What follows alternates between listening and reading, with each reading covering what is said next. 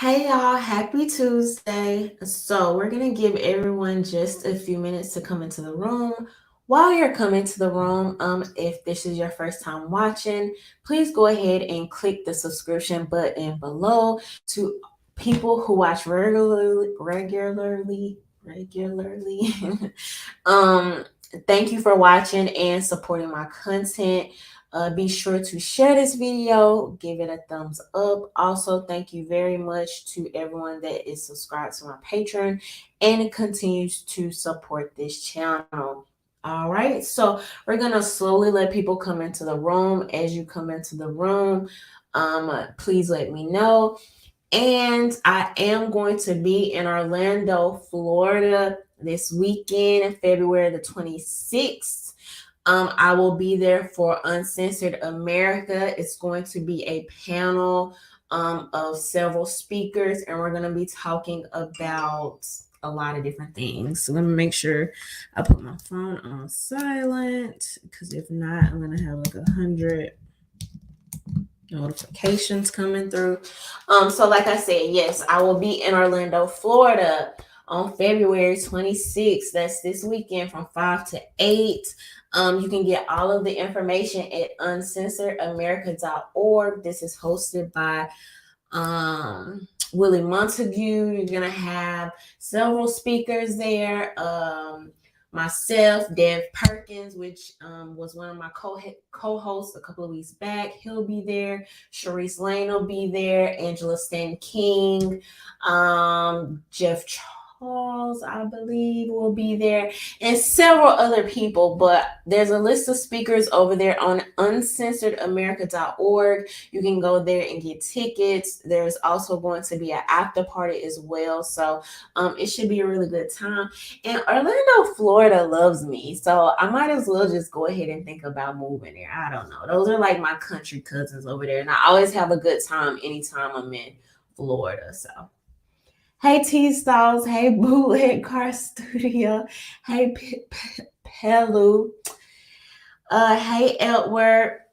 All right, y'all. So if you're wondering about my super dope, cute hoodie, there's no freedom without medical freedom. These are available over there on my website at RhondaMary.com. These are unisex, and this is a small that I have on. It's super comfortable.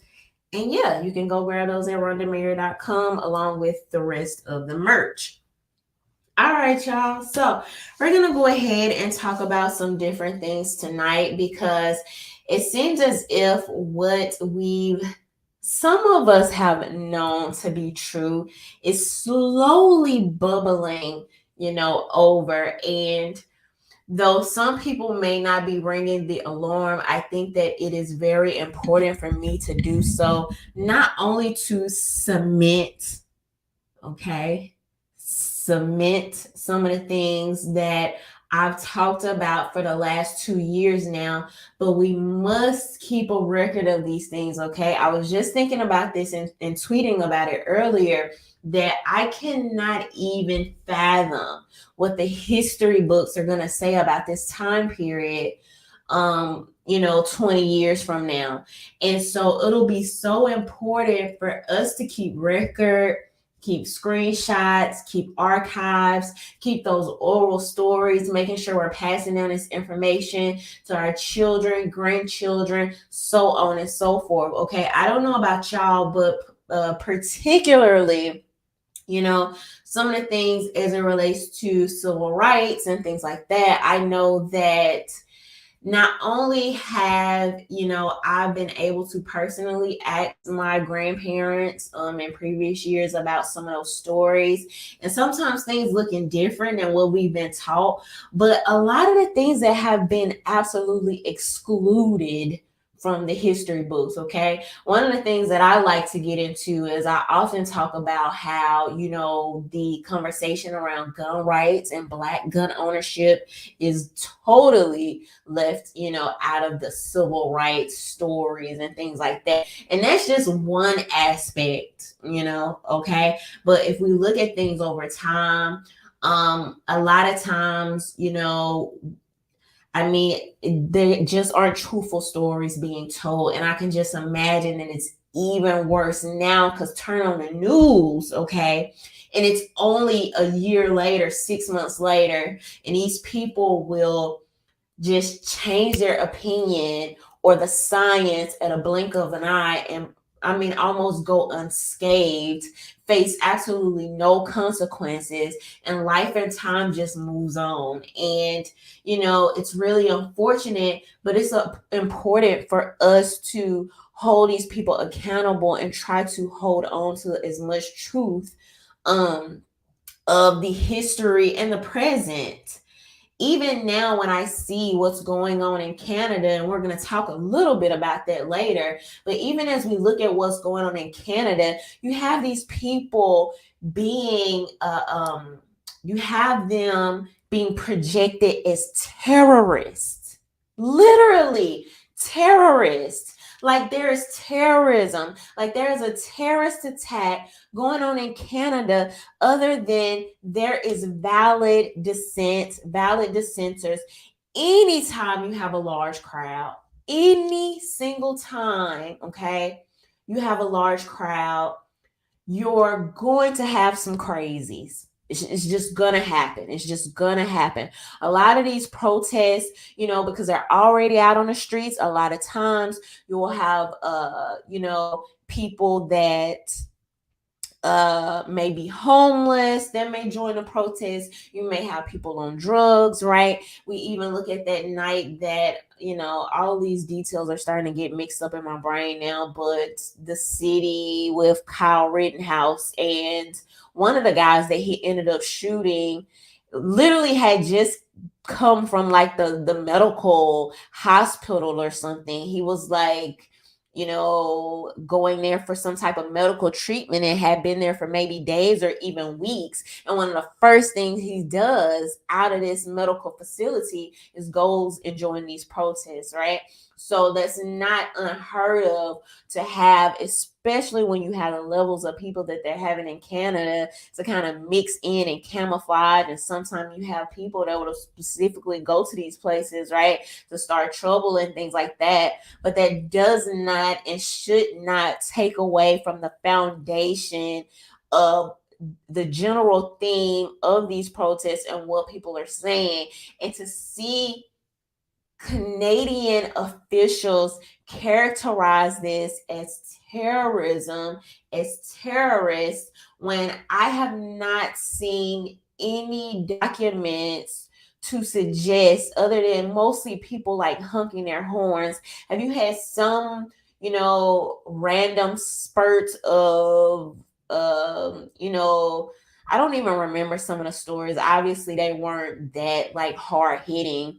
You know what I mean? But have you had some people that were arrested for disturbances and stuff like that? Yes. But I have not seen any overwhelming, thing to classify this as terrorism.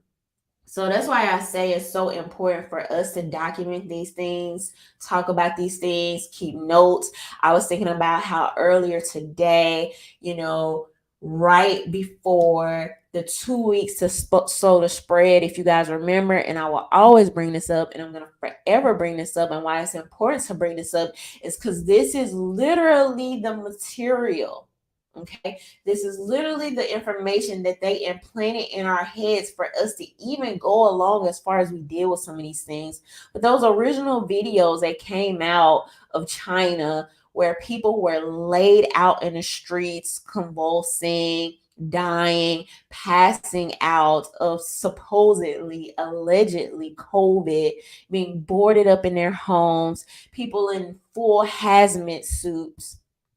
Okay, for that to in some ways statistically, if we're speaking statistically, really turn to be out like a loss of taste, a loss of smell, the sniffles, maybe headaches and body chills for majority of the American population, right? So that's why things like this are so important to remember and document. Hey Aaron Collins. Hey Doug. All right, y'all. So predictive programming, absolutely. And once they implant that fear, and once they these media personalities know that once they implant a story in your head, especially if it's like a polarizing, attention grabbing, hard hitting story, right? The correction of that story is never going to go as far as the original story. It's just not going to happen. It's just not going to happen. And they know this. They know this. And so, yes, in some sources, absolutely 100% predictive programming. And, it's really unfortunate. And we talked about this last week, how a lot of people were just really just paralyzed by so much fear. Long Tongue Sun said all of these videos were fake. Many of those were dummies in body bags. We watched a movie. That is like so ridiculous and just mind blowing to me. And I often make the comparison to what we saw with 9/11. I remember when 9/11 happened and the stories and kind of like what was going on, even though I was like super young and the memories aren't like super duper vivid, but you still remember like some of these historical moments and stuff like that. And seeing what it was like then and remembering the patriotism, the camaraderie, the you know just the general theme at that time compared to a couple of years ago when these organizations, the American government basically comes out and say, yeah, we wasted all this money on this war and oops, our bad. And it's like, what? And they completely just kind of almost swept it under the rug, and it totally doesn't match the original energy that we saw on the onset of 9/11. And to just see that over time and these people knowing that they're just not going to be held accountable to a real extent is just mind-blowing. And I foresee that this COVID thing is going to be the same way. I predict that a lot of people 5 years from now, 10 years from now, 20 years from now are going to swear up and down, oh, I never supported the lockdowns. Oh, I never was down with this. Oh, blah, blah, blah, blah, right? Same thing how they do, with all these other tragedies and things that are going on. Helly Belly Jim said, how long are they going to get away with this overblown sham? It appears it's really weird because in some of these areas they're not letting up. I think in places like Canada, in places like Berlin, and some of these other places, we're still seeing high levels of mandates. We're still seeing high levels of protests. I think a lot of Americans, particularly depending on where you are, particularly like areas in the South, I think that a lot of people are moved on. I think that a lot of people are coming to the realization that this will be endemic and people are kind of ready to move on with their lives. Now, that's a totally different story from making sure that a lot of these people who I believe we're going to come to find out some of these were crimes against humanity, okay? Whether these people will be held responsible or not, that's a totally, totally different story. But anyway, let's go ahead and look at this first thing about how the CDC is literally withholding data about the booster shots. So this is according to the New York Post. CDC withholding COVID data over fears of misinterpretation.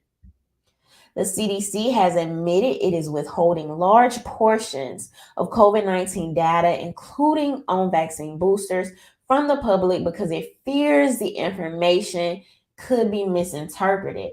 The leading public health agency has only published a small sample of the data it has been collecting despite 2 years into the pandemic.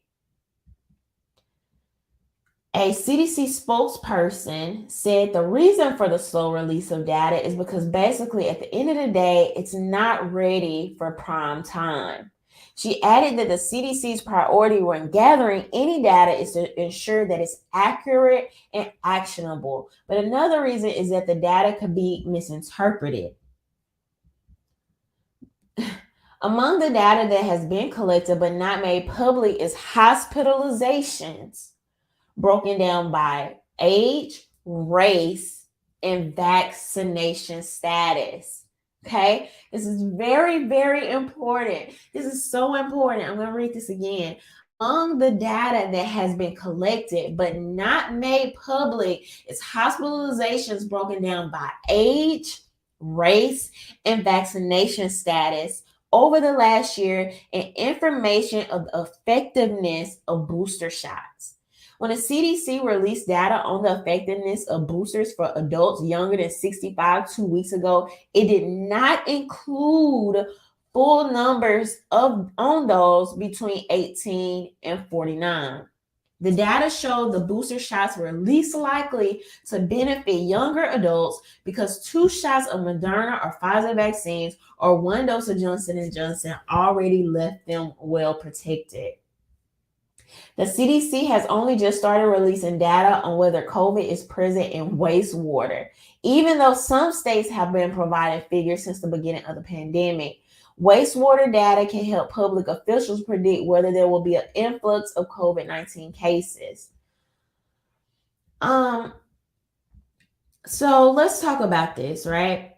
First of all, let's address the fact that they don't want the data. The main reason that they are giving, that they don't want to give the data, is because they believe the data could be misinterpreted.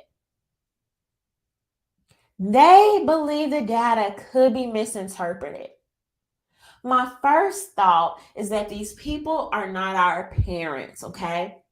The government, governmental, and public agencies have moved to take on a very parental, authoritative figure into our lives that is not called for. It is not the CDC's job to baby us through information. It's their job to deliver the information to us. It also caused me great concern because you've had your scientists come out and attempt to baby us, spoon feed us information, break down the statistics, make things sound more digestible this entire time. What's different now? Why can't they're literally telling us that the data is so bad that they can't even send out one of their corporate sponsored scientists, one of their flunkies, to come out here and spoon feed the data to us. That's how untrusting they are of their own numbers. Even that, I don't know what's to be so misinterpreted by the truth. Numbers are numbers, stats are stats, facts are facts, data is data. That's it. That's it. This should cause great concern. Not to mention, at some point, they were suggesting, I think it was like 75 years, and y'all remind me if I'm right or wrong in the chat. But even 75 years before releasing some of this data that they were coming across, I mean, it's just unimaginable. Among the data that has been collected but not been made public is hospitalizations, broken down by age, race, and vaccinations. Okay, so first of all, they don't want us to know the hospitalization numbers. They don't want us to know how many people, because it would be really great to know the numbers now compared to before we had the vaccinations. Okay, not only that, out of the people that are hospitalized, they don't want you to know their age, and they don't want you to know if they were vaccinated or not. So that makes me very curious that at the least you have an equal amount. I'll give them that. Let's say it's at least a 50-50 rate of vaccinated and unvaccinated. Maybe they'll show that there was absolutely no benefit, and you have the same number of people that were vaccinated and unvaccinated being hospitalized. Okay. Not only that, age. When the truth comes out about what has been happening to this 18 to 49 age group, I think a lot of people are going to be disappointed. I think a lot of people are going to be upset.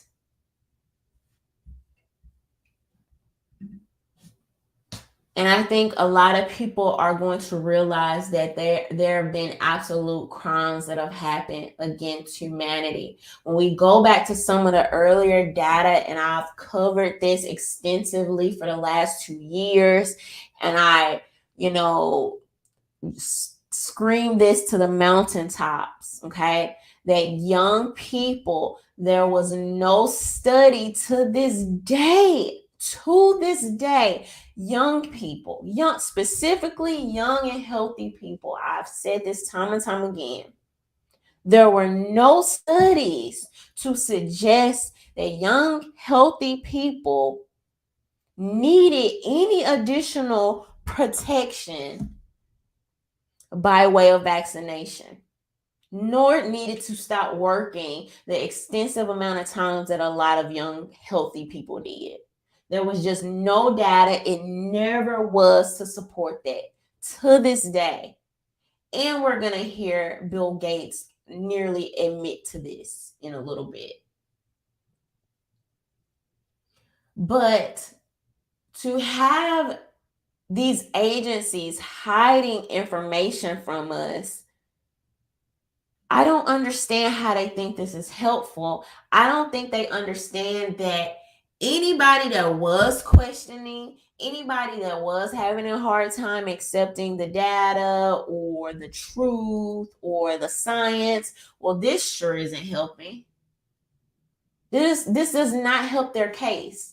That they will want to seal data for 75 years, and I think I'm remembering that number correctly because it was like an outrageous amount of time,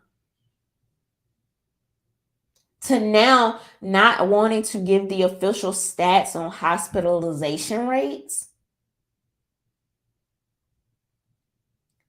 And the White House, the people are just gonna allow this and be cool with it and move on with life.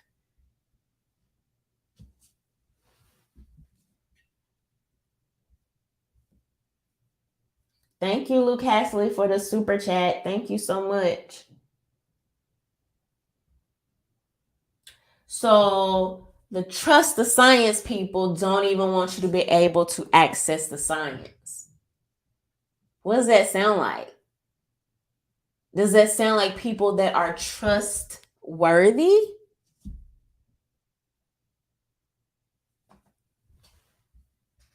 And not only that, let's see, did y'all know that the CDC is also hiding the fact that now you have a record number of children? I'm like, why are they showing this naked man on my screen? That's Joe Rogan. The CDC now has a record number of children dealing with speech impediments, okay? Another thing that we've talked about over the last 2 years is the amount of students that we are going to see that are going to be behind, that are going to be failed by particularly children in these inner city schools, underfunded schools who already deal with an immense amount of problems in these schools, right? That are now going to fall behind, be able to be less competitive, as they age out into the job market, be less competitive with other students, possibly even more less competitive with students in other countries. Okay. But now the CDC is barely telling you about the speech impediment that a lot of teachers, officials, speech pathologists, and therapists are now seeing in some of the youth. Okay. CDC goes on to secretly change this on their website. So this is according to the postmillennial.com. CDC quietly lowers early childhood speech standards. The Center for Disease Control and Prevention has quietly changed their standards for early childhood development as the effects of pandemic policies on children's development, from speech to reading to other basics, becomes increasingly apparent. Earlier this month, the CDC announced the new checklist ages for its important milestones lists were added. These new ages added were 15 and 30 months. The update banner at the top of the page points those interested in the updates to the development milestones to a pediatric article outlining the research conducted that resulted the change. So basically, now children should know 50 words at 30 months rather than 24 months. Okay. So you have about a 6-month time difference that children are learning, basically learning at a slower rate. Instead of highlighting the harmful effects and lockdowns, the lockdowns have had on children, the CDC literally lowered the bar for milestones. Okay. So, this is not unheard of. There was a public school system, I can't remember which city this was, but was recently, instead of trying to better prepare the students, instead of working harder, instead of getting more resources, instead of doing the things that need to be done, they continuously lower the standard. And if we look over time with things like No Child Left Behind and some of these other things that have continually made it harder on teachers, made it harder on students, lowered the bar for students, okay, made it harder for students to advance, move ahead, keep up, and be competitive. These are the things that these public officials will do. They'll just lower the bar, right? They'll just try to turn a blind eye. They'll just do these things quietly or secretly. Oh, well, we just don't want to deal with it. We just don't really want to talk about it. We don't want anybody to notice. This is kind of a big deal. You've been having several speech therapists in different articles that have been on some of these news shows that have done research, done papers, and talking about these things, how they're seeing so many kids that are dealing with developmental issues, speech issues, emotional issues tied to the COVID mandates, okay, tied to the mask mandates, tied to the lockdowns that we experience. How when children are learning to speak, they are looking at your mouth. They are looking at how you say these words. They're looking at your facial expressions. They were saying that a lot of children were having problems with certain certain letters, particularly the sounds when your tongue has to go to the roof of your mouth, because they're not looking at people as they talk. And people have to remember, right? You'll see people on Twitter who will say, oh, they don't have to wear their mask all day. They don't have to wear mask when they get home. Well, you have to remember that these children spend more time in the schools than they do with their own families.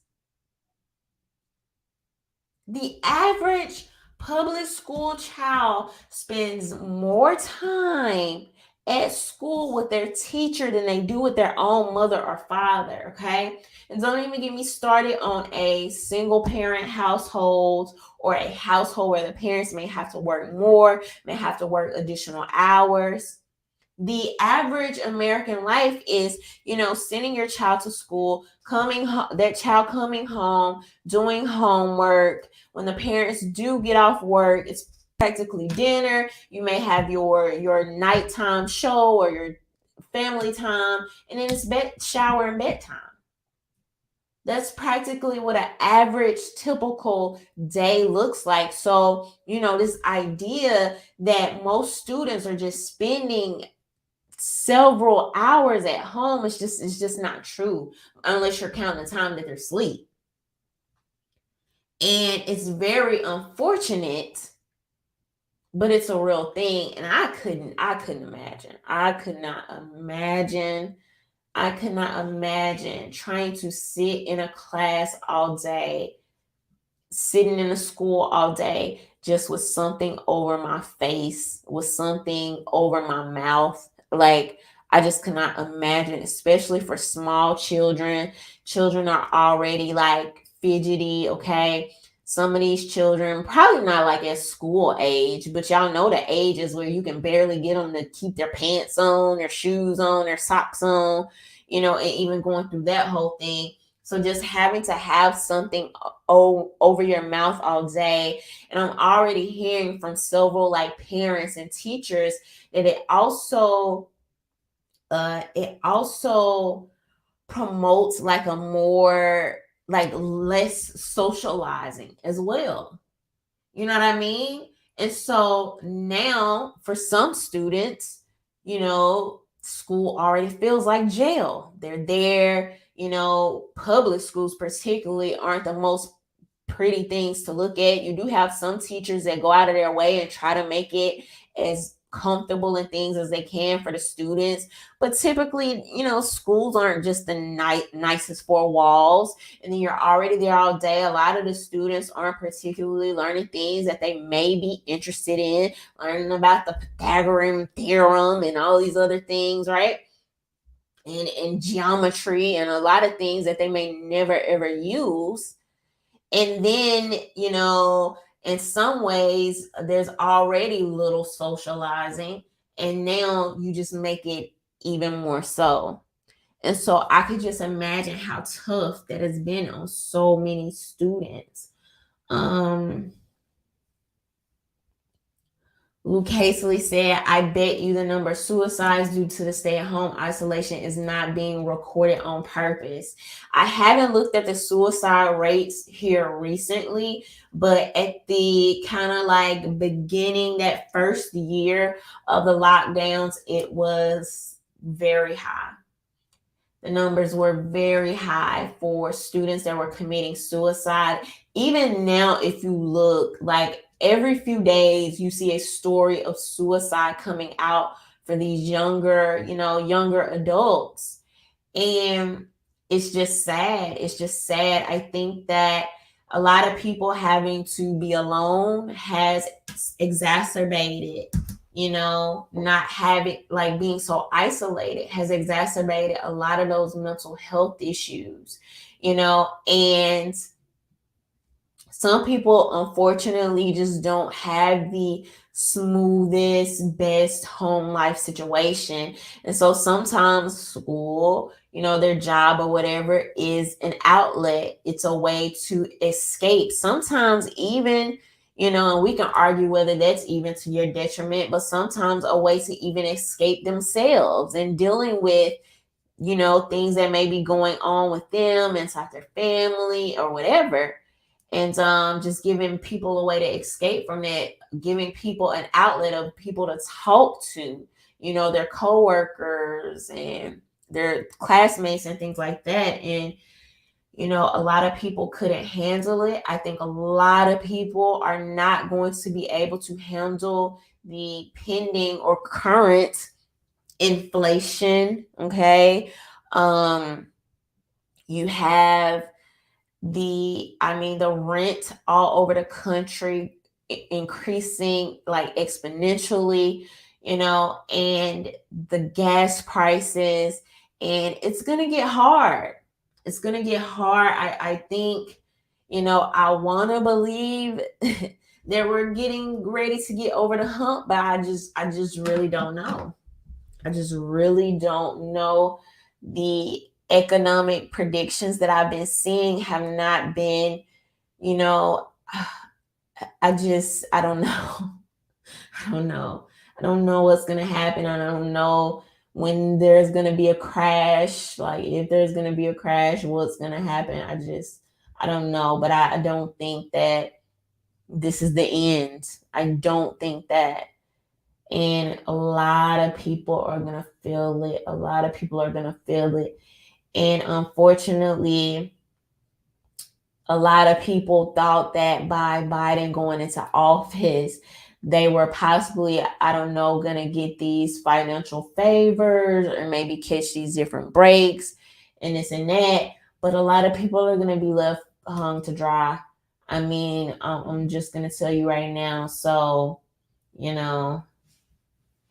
I just don't even know what to say about this at that point. So prayers up is pretty much what I have to say. What I have to say about that. So let's look at this. Bill Gates was recently at a conference, and let's hear what he had to say.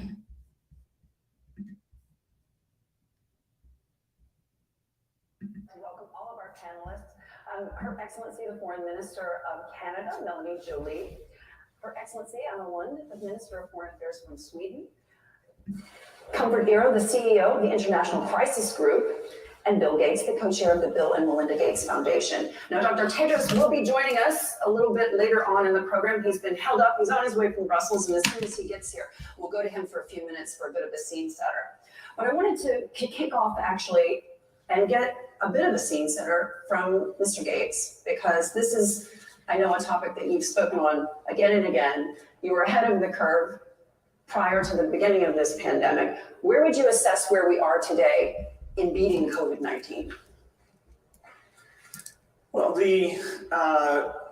sadly, the virus itself, particularly the variant called Omicron, is a type of vaccine. That is, it creates both B cell and T cell immunity, and it's done a better job of getting out to the world population than we have with vaccines. If you do sero surveys in African countries, you get well over 80% of people have been exposed either to the vaccine or to various variants. And so, what that does is it means the chance of severe disease, which is mainly associated with being elderly and having obesity or diabetes, those risks are now dramatically reduced because of that infection exposure. And it's sad we didn't do a great job on therapeutics. Only here 2 years in do we have a good therapeutic. Vaccines, it took us 2 years to be in oversupply. Today, there are more vaccines than there is demand for vaccines. And that wasn't true. And next time we should try and make it, instead of 2 years, we should make it more like 6 months, which certainly, some of the standardized platform approaches, including mRNA, would allow us to do that. So, it took us a lot longer this time than it should have. What's your greatest concern at this time in terms of combating COVID-19 and the potential for another pandemic? Are we going to see another pandemic before we are able to beat this one? But we'll have another pandemic. It will be a different pathogen next time. We'll have some rebound. This pathogen, we don't have a tool to do eradication. We'd like to have a new generation of vaccines that would be suitable. I mean, ideally, we'd get rid of families of respiratory viruses, including the flu family and the coronavirus family. And I do think in the next decade, we can come up with an eradication vaccine. That's an aspiration, not a guarantee, but we should put R&D dollars into that. There's already a lot of work that's been done on a universal flu vaccine, and the data on that looks very promising. So we'll have rebounds, but they'll be more typical seasonal flu levels. So y'all kind of like, hear what Bill Gates is saying there. Now, first of all, let's keep in mind, like Grace said, this man is not a scientist, okay? Bill Gates is not a scientist. He's not a scientist. However, he's been able to sit on a lot of these panels as an authority figure as it relates to this, right? However, you will have all these media agencies, these media personalities that will blast people like Joe Rogan, who will speak from their own experience and say, well, this is what I experienced. This is what, I and my doctor did about this. Oh, he's not a doctor. Oh, he doesn't know this. He doesn't know that, even though he'll literally be sitting across the table from the doctors. Okay, that's one thing to note. Another thing to note is somebody let me know in the chat, but what is Bill Gates' obsession with Africa? What is Bill Gates' obsession with Africa? Why is Bill Gates always in Africa? Why is Bill Gates always trying to experiment on the people in Africa? Why? I do not understand. I do not understand. It's not clear for me. If somebody could help me understand, he's always making these comparisons to Africa and what he's doing in Africa and trying to make these efficient in Africa. And woe is me, he wants to help the people in Africa. So that's the first thing I find pretty interesting. Okay. Because even recently they were still saying, we just don't understand why it wasn't just as so hard hitting as in Africa. Why you want it to be so hard hitting in Africa? Like, what's the reason? What's the real reason? And it seems like nobody wants to address that. I feel like I'm one of the only people that has steadily been asking this question. Even the people that be on TV, y'all so down for the people. But no, none of these people are ever asking why Bill Gates is always in Africa. Why is that? Okay. But anyway, moving on. So he goes on to say, and he uses every opportunity to skate around the fact of just simply using the term natural immunity. He makes sure not to absolutely say that because he doesn't want it to be misinterpreted, right? But he goes on to say, Omicron did a better job than we did. Omicron did a better job than we did with the vaccine. So, you're telling me that nature did its thing? Like, that's what you're saying? So you saying y'all man-made vaccination, your man-made response, your reach to go and alter people's DNA didn't happen to work quite at the rate of people just using their natural God-given immunity? This is Bill Gates. This is so many people hero saying this out of his own mouth. And when I be like, look, y'all, look, I'm the bad guy. I'm the conspiracy theorist. When I'm saying this is this is what he's saying. Okay? He literally said, he's like disappointed. He's disappointed that your humanly beautiful, God-given, functioning body and natural immune system did a better job at defeating and protecting you from this virus than these vaccinations. Now, keep in mind, I have to talk about this because I personally know so many people that was fed this BS, and so many people were like, I'm not getting that vaccine. I'm not getting that vaccine. And then they came out with the Omicron propaganda, and people ran and flocked to get into these vaccination lines. And it's so unfortunate, man. It's so unfortunate, that you would allow this to be injected into your body for the main proponent of trying to sell you this to come out months later and be like, my bad. Like, what? We'll try again next time. We're preparing for the next virus. We'll do better. We'll get that mRNA in you 6 months next time. 2 years is a little long. You gotta do a little better job. Like, what? There was so much fear-mongering. There was so much fear-mongering propaganda. I know so many people that ran out to get the vaccination specifically because of Omicron. This is the big one, guys. This is the big one. And the whole time, natural immunity couldn't beat it.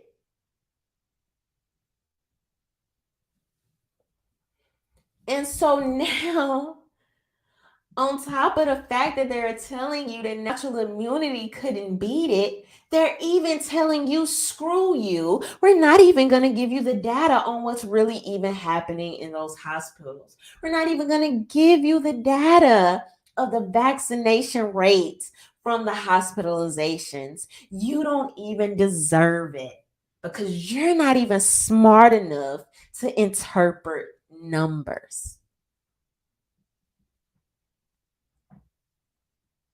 It's an insult to our intelligence. It's an insult to our humanity.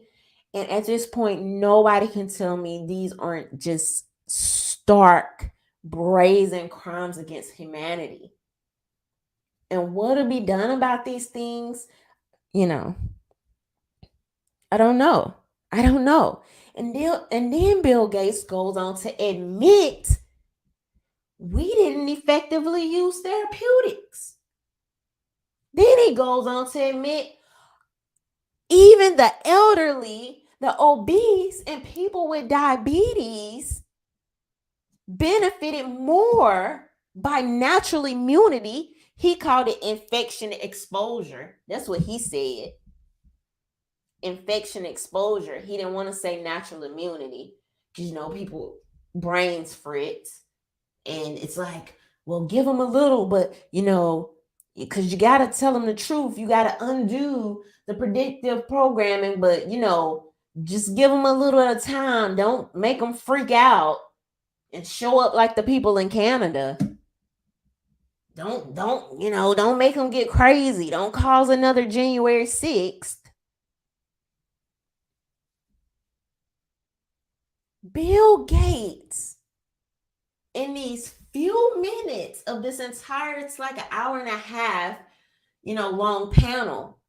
In a few minutes, this man said natural immunity is better. We didn't use therapeutics. And natural immunity even worked better for the elderly, obese, and those with diabetes as it related to Omicron.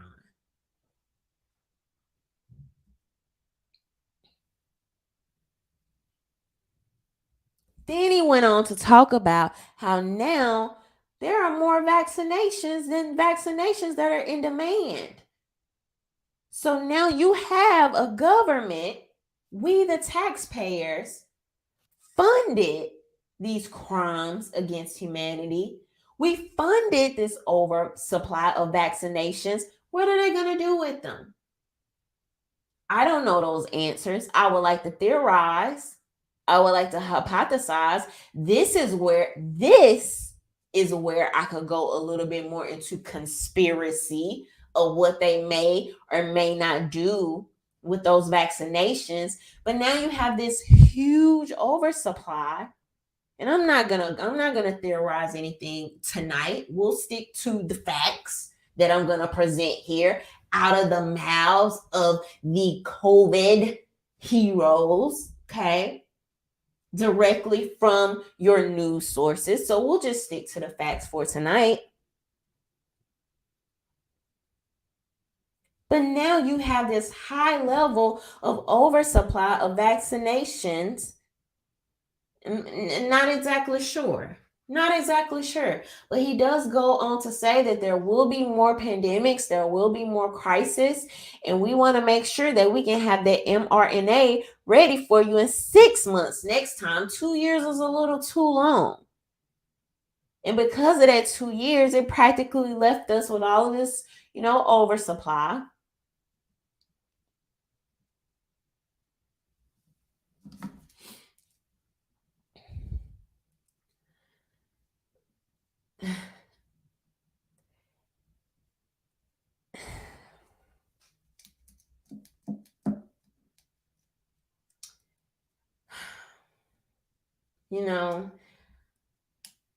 Like I've said in previous episodes, Bill Gates, Dr. Fauci, Joe Biden, Trump, okay? None of these people love you, care for you more than your family or your friends. Never forget that. And in this short amount of time, right, we have come to a culmination of what some of us have supposed to be true from the very beginning. That this was in some sorts a sham. And not do they only, basically come out and tell us that.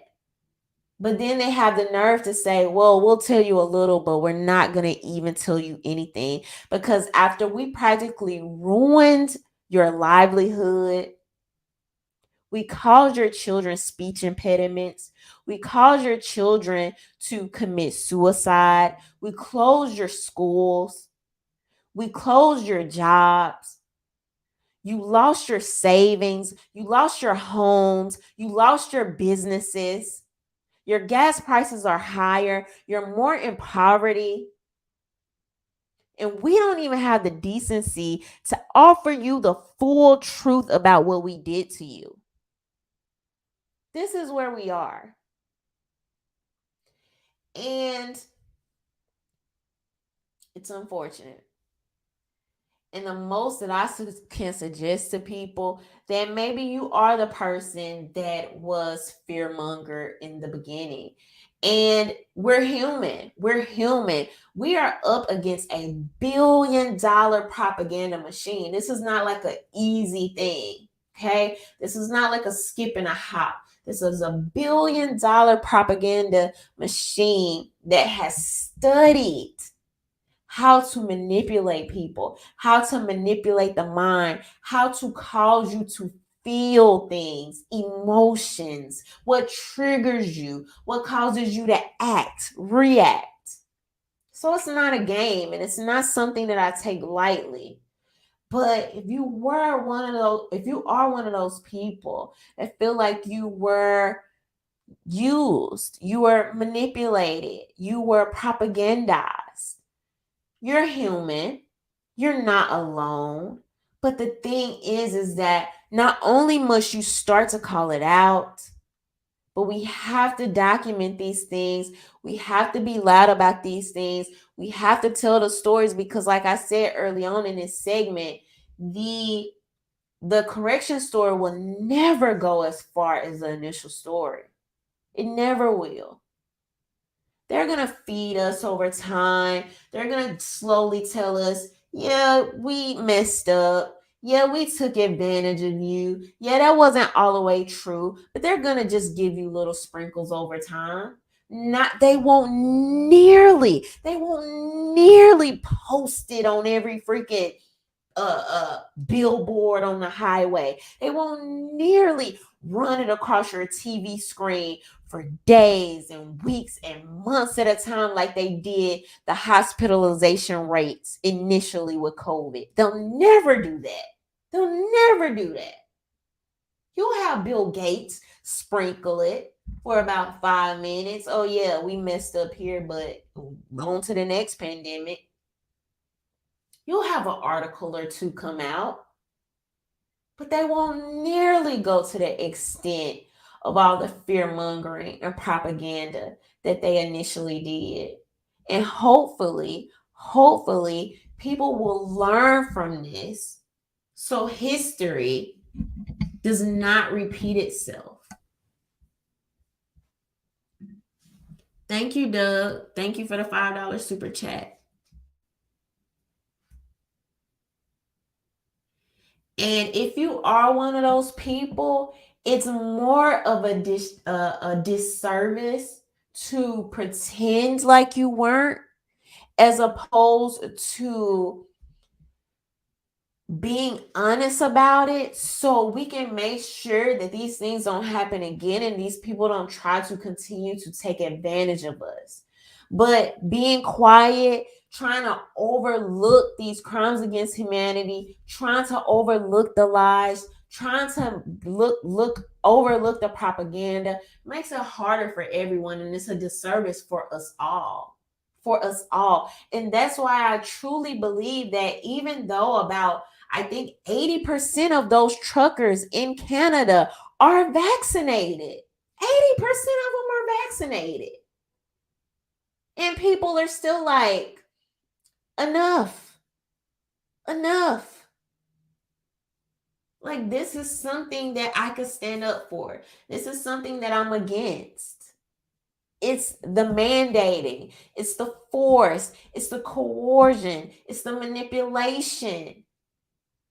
It's when you have government officials literally going to call dissenters terrorists. And why I tell people that it's so important to stand with you always stand on what's right, even though you may or may not agree with a person's politics. But if you are standing for people's human rights, the freedom of speech, the freedom to protect yourself, the freedom to all your human rights, all your freedoms, right? The freedom to protest, the freedom of religion. If you are standing up for those things, regardless of how you feel about the person, regardless of how you're feeling about the politics, it makes it way harder for these politicians to try to pull this stuff later when it's your turn, because it's definitely going to be your turn. Your turn is coming, because one day you're going to be dissenting. One day it's going to be something that you don't agree with. And that's why it's important to always stand for what's right, not necessarily what's popular, not necessarily what's trending, not necessarily what's hashtagging. Okay, we see how the media will pull stuff out of your psyche, put it in so quick, doesn't matter. We over it. That was last season news. I was thinking about earlier today. I was like, I'm just looking. I'm like, wow. So BLM, like, virtually, I knew this was going to happen, but BLM virtually disappeared once again as soon as Biden and Kamala were in office. Okay. Disappeared. And like, it's just nobody cares, nobody notices, and it's gonna be the same thing. They're gonna try to pull us into this same news cycle as soon as the next election. And it's like, what are people not seeing? What are people not putting two and two together? These kind of cyclical, it's almost sick, man. It's really actually sick and twisted when you really start to CEO Hayes, that was my co-host last week, he called it the rabbit hole. And when you start to go down this rabbit hole and you start to see all of the ways that they are attempting to manipulate and use us and our energy and our time, and a lot of these government officials and these news agencies and these corporations that are all working in cahoots, all working, with each other. Okay. Even as we see now, you have these media agencies that are practically pro-war. You're supposed to have journalists that are doing real journalism and getting, asking some of these tough questions and getting down to the bottom of these things. And they're not doing that. They're just like cheerleaders and puppets for these administrations. And it's ridiculous. And the concept of journalism, I mean, particularly when it comes to the mainstream media, has just been so lost. So lost. These people are puppets. They are puppets for big pharma and big war. And most Americans especially with the war, we just don't want to see it. We just don't want it. We just have other things to focus on right now. We want to avoid it at all costs.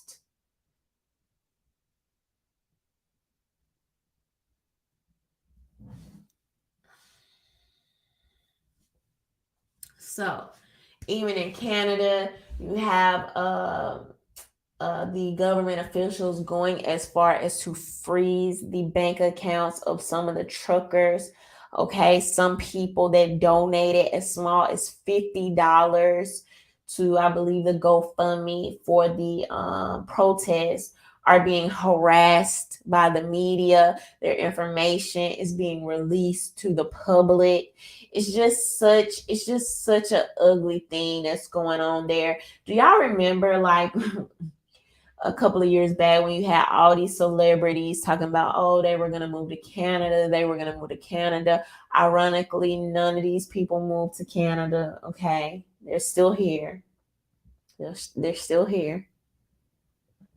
These people did not move to Canada. I think you only had maybe one, and y'all correct me if I'm wrong. You had one Western leader, and his name is not coming to me, but one Western leader that has even come out to condemn what's going on in Canada. I don't think that our government officials have even, like, particularly the Biden administration, I don't think they've even mentioned it. I've not seen it mentioned. Okay. So, what's happening there, we see with our own eyes how tyrannical that it's becoming. And you have officials saying, we're going to, like, seize your bank accounts. How, like, you've already practically taken people's livelihood.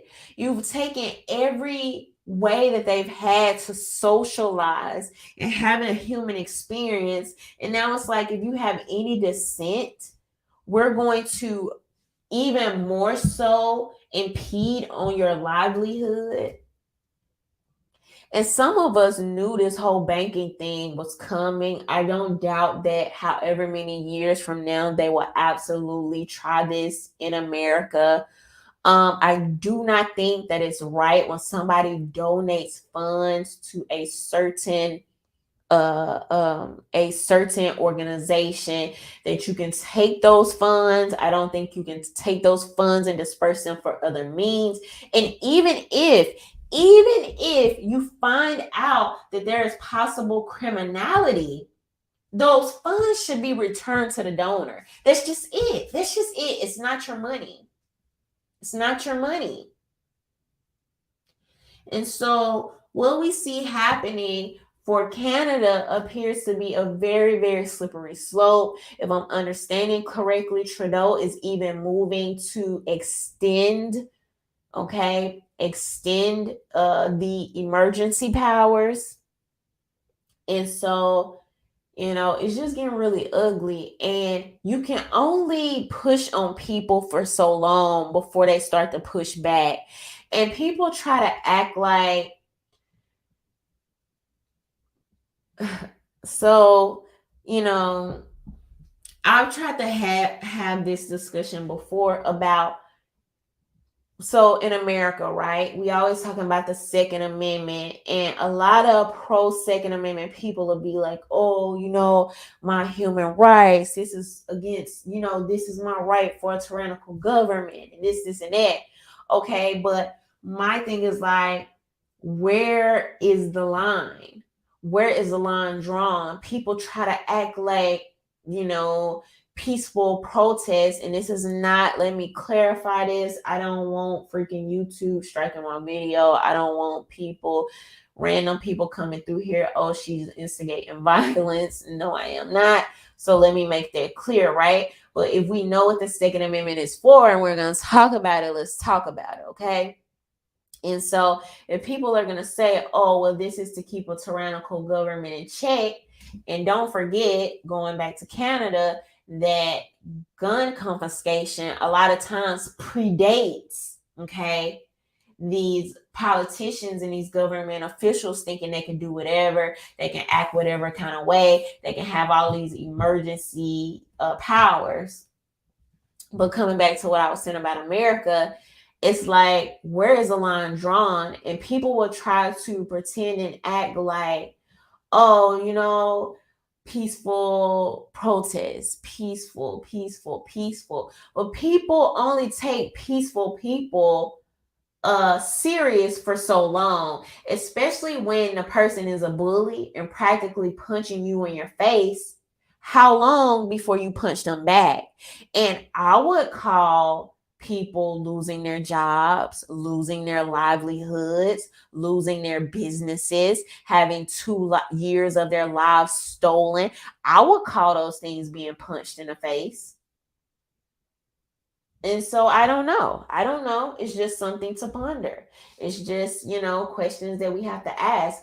And thankfully, America is, the United States is currently not getting to the levels of Canada, and rightfully so. I possibly people are suggesting that it is because we have our firearms. It's because we have the Second Amendment. It's because that a lot of more Americans are like, yeah, I'm not with it. I'm not doing it. And we just kind of want to do our own thing. And thankfully, that has appeared to work. And I think you see a lot of these mandates and things like that being lifted, but even like Bill Gates is saying, with the things that I'm seeing across the globe, with some of the things, the moves that the Biden administration is making, with the inflation that's going on now,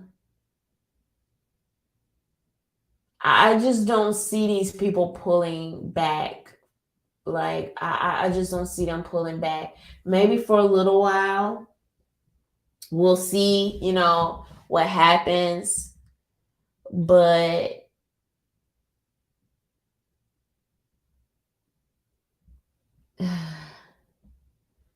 we'll see.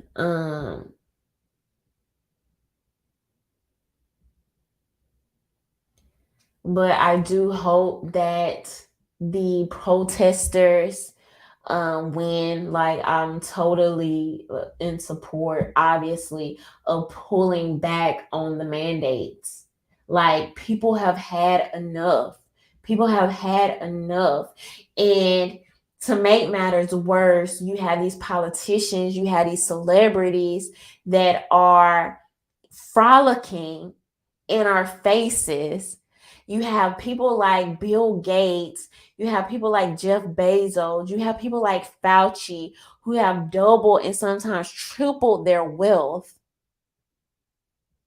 that have gone on to party and to frolic and to hang out and have a good time without their mask. And people are tired of it. People are tired of being treated like children. People are tired of being treated like these celebrities and these politicians are better than them, and like these politicians aren't representatives and work on the behalf of us and are paid through our tax dollars. People are sick of it. So thankfully, I'm very thankful, because I was wondering, and I did think at some point, it's kind of up in the air, that are we going to get to the extent of Canada? And it seems like in a lot of places, and some people are suggesting this is only because of midterms, and we'll see how true that is, especially after midterms. But people have started to pull back and roll back. So I don't think that that's something to necessarily be celebrated, because I don't think these things should have got that far, but I think it's something to be noted. I think it's something that we could note that could have been worse, looking at Canada and some of these other places.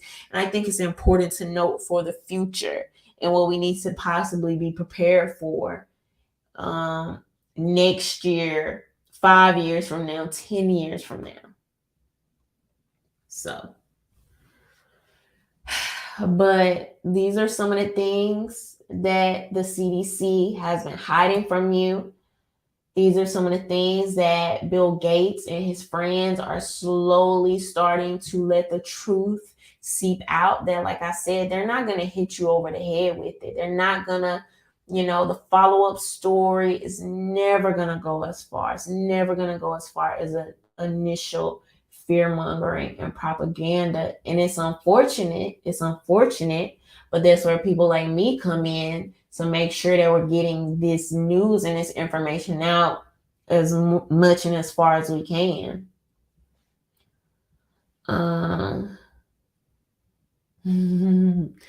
The Southeast Dusty said, I don't think it's because of midterms. People are foolish to think our elections matter when most politicians are on lock and step. If it's not because of the midterms, unless it's that it's just getting to a point where you just can't ignore the truth and the information that's coming out. Like, it's literally, because a lot of people were starting to kind of move forward and move past or live with this anyway.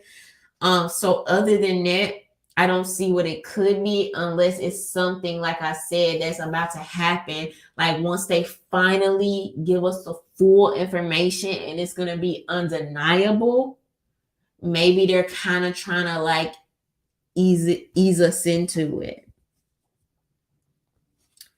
But the Southeast Dusty said the possibility of war will be the excuse to finish everything they wanted. War is just not what we need at this time. And it's so funny looking back, even though it's not even that long ago, but it's so funny looking back at a time when saying put America first was deemed as racist. Like literally just that term, just the term, put America first, was deemed racist, right? And then now you look at this administration who is sending money, giving money, to all these other countries, possibly trying to aid in our go to war. And it's like when you have Americans here literally suffering, the inflation is off the chain. Like, it is ridiculous. It is ridiculous.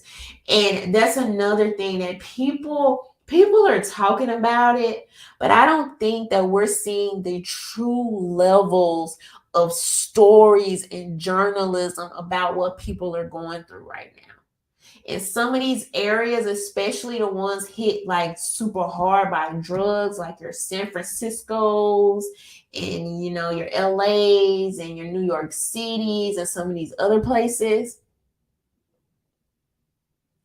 I don't think the journalists are really getting down in the mud and talking about how inflation is just really affecting the middle and the lower class right now. And so I think it's because they're trying to keep us, you know, people are talking about it, don't get me wrong, or talking about inflation, but the emotional and the personal stories that they give you, like when other stuff is going on, like when we're talking about something like the border or Black Lives Matter, or, you know, some of these other things where it's like these personal, heart-tugging stories. I have not seen that as it relates to how inflation is really hitting families right now. And so I think it's something to be said. I think it's something to be said about that. I think people are kind of trying to like sweep this under the rug a little bit and how it's really impacting people.